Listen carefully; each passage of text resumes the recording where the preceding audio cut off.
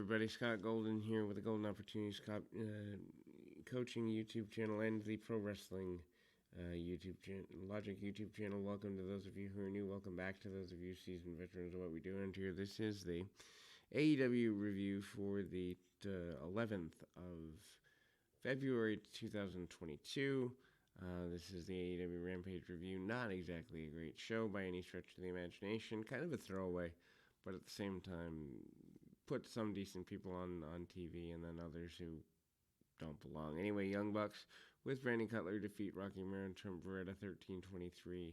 Air and Romero and Beretta are with Orange Cassidy 13-23.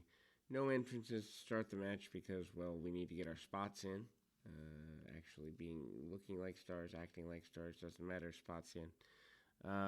Beretta and Nick Jackson start out, and ultimately Beretta knocks Nick to the floor, elbow on the floor. Romano hits Nick with a Rana, sends him back into the ring.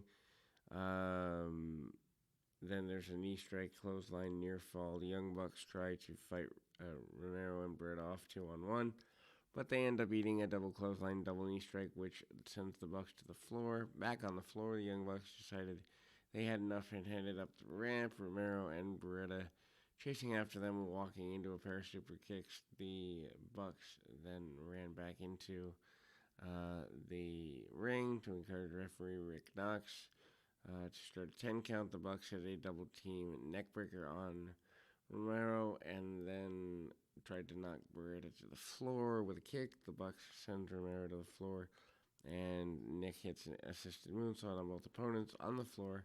Orange Cassidy distracted the Bucks by heading under the ring. When the Bucks try to pull Cassidy up from under the ring, they pull out Danhausen instead. I get it, but at the same time, they're wasting Danhausen already by putting him with usefulness like the Bucks. Anyway, he cursed them. They fall victim to a double tope from Punky Vice. Back in the ring, Romero hits a neckbreaker for near fall. The show goes to picture-in-picture.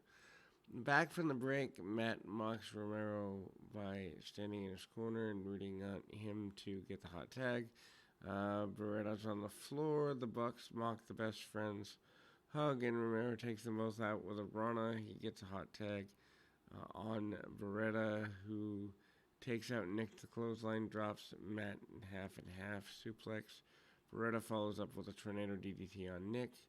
Matt pulls Beretta out to the floor with Beretta, and then the match settles into Romero and Matt Jackson. Romero hits a knee strike, goes for the sliced bread, which Matt counters into a tombstone maneuver attempt, and then Romero rolls through. Cradle for near fall. Matt gets Romero on the fireman's carry to go for more bang for your buck, but Romero gets the knees up into a 450, and Beretta catches Matt with a top rope German suplex, and then Beretta hits a strong zero on Matt for the near fall, but Nick throws Romero into Beretta to break up the pin. Matt survived the Doomsday Device from Romero, and Beretta super kicked both guys and hits the best Meltzer ever, and then hits for near fall. The Bucks then hit the BTE trigger on Romero, and ultimately, then we go to after the match, Cutler gets an orange punch from Orange Cassidy. The Bucks take out Cassidy with a super kick party. Beretta chases off the Bucks, but Jay White runs in from the crowd, takes Beretta out with the Blade Runner. At the commentary desk, Ricky Starks announced that Dante Martin will be facing Powerhouse Hobbs in a Face of Revolution qualifying match on Rampage next week. Tony Schiavone interviews Bryan Danielson in the back. Danielson compared his offer to John Moxley to a long-term relationship, whereas he was just a one-night stand with CM Punk on Wednesday. Lee Moriarty and Matt Sydal interrupt and led to a Danielson-Moriarty match being made for Dynamite on Wednesday. Not a bad thing, I suppose. AEW World Women's Champion Dr. Britt Baker with Rebel defeats Robin Renegade 626. Not quite sure why Robin Renegade gets a match this long. Jamie Hayter is absent here, and that's a little interesting. Baker and Renegade exchange side headlocks and arm wringers early in the contest. Renegade misses a charge in the corner. Baker takes control, split screen break follows. After the break, Renegade hits a shotgun dropkick and a frog splash for a near fall. Baker then escapes a suplex. Escape with a gator roll, hits a super kick. Baker then hits an elbow strike and fisherman neckbreaker. Curve stomp for the pinfall. After the match, Baker applies the lockjaw as Renegade. Bled from the mouth, Thunder Rosa then made the save, taking Rebel out of the way and out of the ring, raining down fists on Baker. Jamie Hayter runs in to make the save. Baker takes out Rosa with a backbreaker. Mercedes Martinez runs down to get her shots in on Rosa, and an argument between Hayter and Baker comes into a pull apart between the two. Anyway, Layla Hirsch and Chris Statlander exchange insults in a pre-taped segment. Hook then defeats Blake Lai with QT Marshall. Blake is the former amateur wrestling champion. Hook destroys him anyway. Hook takes control, quarter Nelson, and backs Lai into the corner, works him over with body shots. Hook flips a hip toss attempt and suplex Lai. Marshall gets on the apron to distract Hook, which didn't help. Hook avoids the crossbody attempt by simply stepping out of the way and suplex Lai. Hook locked on the Red Run submission and gets the submission. Crowd is into Hook. Main event promo time, lots of talk from the older people, and then Jungle Boy tees up the crowd with Tail Boys chant at the Guns. Dynamite on Wednesday, Jericho and Hager versus Santana and Ortiz. Wardlow versus Max Caster in a Face of Revolution qualifier.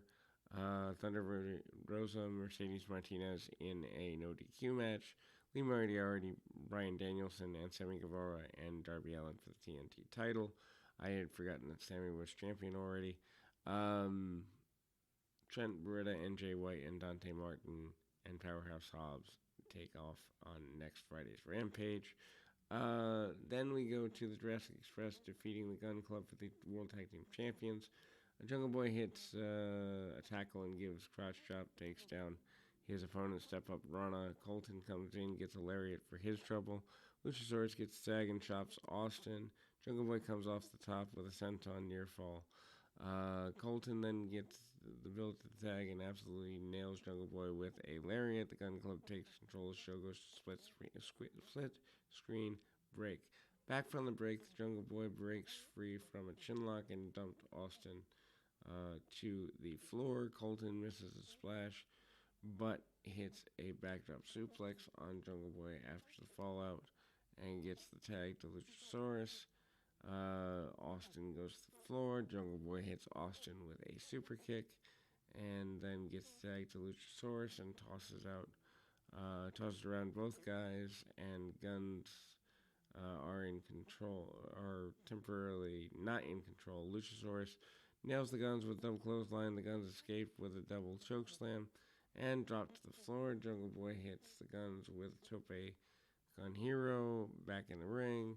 Luchasaurus standing moonsault for a near fall. Austin hits a quick draw on Jungle Boy on the floor. Colton tries to get the pin on Jungle Boy with feet on the ropes. Christian breaks out the pin attempt, but Billy Gunn and Christian tag in to get to the floor, and distraction allows Austin to hit Jungle Boy with one tag belt for near fall. Jungle Boy and Austin take each other out with double clotheslines. Luchasaurus pulls Colton out of the ring, chokeslams him into the crowd with Christian, hits Billy Gunn with a spear on the floor. Back in the ring, Austin goes famouser on Jungle Boy, but countered into Killswitch, gets a pinfall. Not a bad tag match, and the Gun Boys look pretty good. Overall, not a show that you needed to see, but still here nonetheless. Able to get through a review in under 10 minutes, so that's a good thing, and we'll be back with more right after this.